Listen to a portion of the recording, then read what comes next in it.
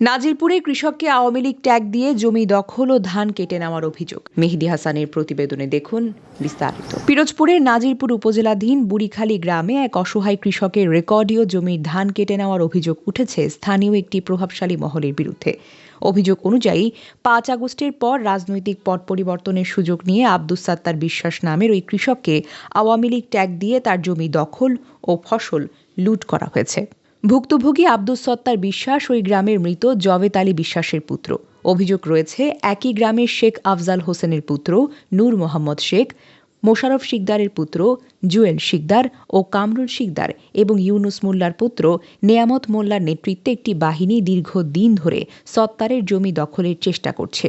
সরে জমিনে গিয়ে দেখা যায় সত্তারের সৃজিত ধান কেটে নৌকায় ভরে নিয়ে যাচ্ছে অভিযুক্তরা। আমার নাম আব্দুস সত্তার বিশ্বাস, পিতার মৃত্যু জবেদ আলী বিশ্বাস, গ্রাম ভোগলাবুনিয়া। গত বছর ৫ই আগস্টের পর আমার এই জমি নিয়ে এরা আক্রমণ শুরু করছে। এরা আমার আওয়ামী লীগকে ধাবড়ায় এবং মারপিট করছে। আমার মেয়ের স্বর্ণের চেন আমার সিলকে নিয়ে গেছে। এরপর নাজিরপুর থানায় সালিসিতে নজরুল খান সাহেব ছিল, মিল্টন মাঝি, ওই রেজাউল পূর্বসার, সাংবাদিক আবু সৈয়দ খান সবাই ছিল। এদের সামনে নজরুল খান বলে, ওসি সাহেব বলছে যে এই জায়গা জমি কাগজপাতি সত্তারের।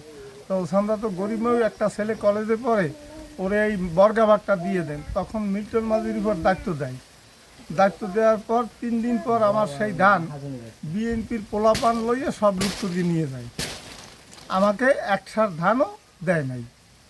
এবছর আবার একই পালা, এবং এরা বারবার আমারে বলে ও আওয়ামী লীগ। আমার আওয়ামী লীগ কোনো ওয়ার্ড কমিটিতে আমি কোনো সদস্য নাই।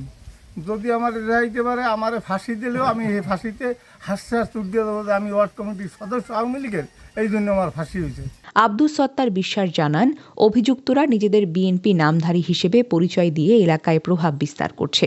৫ আগস্টের পর তাকে রাজনৈতিক ট্যাগ দিয়ে হয়রানি শুরু করা হয়। তিনি বলেন, আমার বিরুদ্ধে ইতিপূর্বে একাধিক মামলা করা হলেও প্রতিবারই তারা হেরেছে।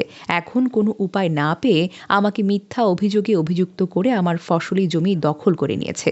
আমি ২০২৪ সাল থেকে আইনশৃঙ্খলা বাহিনীর দ্বারে দ্বারে ঘুরেও কোনো রকমের প্রতিকার পাচ্ছি না। অনুসন্ধানে জানা গেছে আব্দুস সত্তার বিশ্বাসের সাথে আওয়ামী লীগ বা তার কোনো সহযোগী সংগঠনের সক্রিয় সম্পৃক্ততা নেই। মূলত জমি দখল করার উদ্দেশ্যেই তাকে রাজনৈতিকভাবে কোণঠাসা করার চেষ্টা চলছে বলে স্থানীয় সূত্রে জানা গেছে।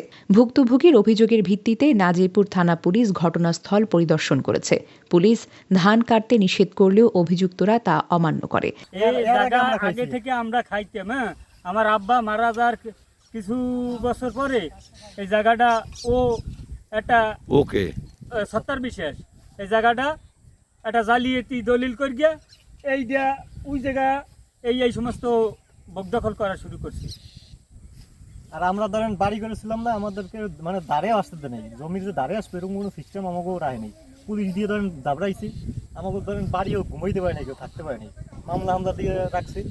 পরে আমরা প্রকাশে করেছি অনেকবার, আনি থানায় সালিশি হয়েছি, পিছিয়ে রয়েছি যে মামলা তোমার এখন আপনার হাইকোর্টে মামলা ইসে আপনার করে মামলা চলে যায়, আদালত চলে।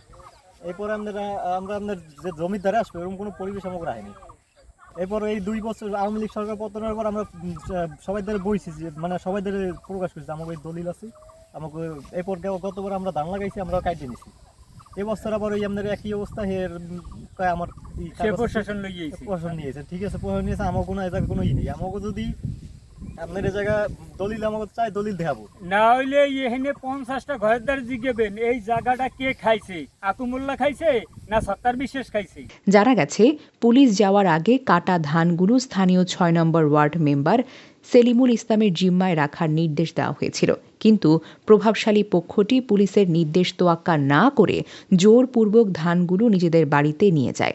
বর্তমানে ওই কৃষক ও তার পরিবার চরম নিরাপত্তাহীনতায় ভুগছেন এবং তাদের শেষ সম্বল রক্ষায় প্রশাসনের ঊর্ধ্বতন কর্তৃপক্ষের হস্তক্ষেপ কামনা করছেন। ৬ নং ওয়ার্ডের মেম্বার নাম কি? ইসলাম।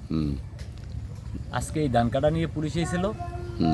পুলিশের সাথে আমার রাস্তায় দেখা, ডাইকে নিয়ে দোকানের কাছে বলছে যে এই ধানটা কতটুকু হয় তোমরা মেম্বারে জানাই, যারা ধান কাটছে তাদের আমার জানাইতে বলছে যে কতটুকু ধান হয়।